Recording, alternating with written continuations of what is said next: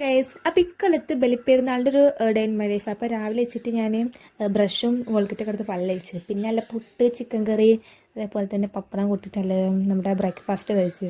അപ്പോൾ നല്ല പുട്ടുണ്ട് കേട്ടോ. പിന്നെ നമ്മുടെ ചിക്കൻ കറിയായിരുന്നു രാവിലെ. പിന്നെ പഴം ഉണ്ടായിരുന്നു കേട്ടോ. പക്ഷേ ഞാൻ ചിക്കൻ കറിയാണ് കഴിച്ചത്.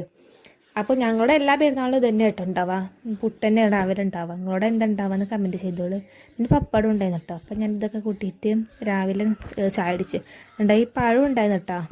പിന്നെ അടുക്കളയിൽ പോയൊക്കെ ഉണ്ടായിട്ട് അവിടെ ഉച്ചക്ക് കഴിക്കാനുള്ള ബീഫ് ഇങ്ങനെ വെന്തോണ്ടിരിക്കുന്നു കേട്ടോ.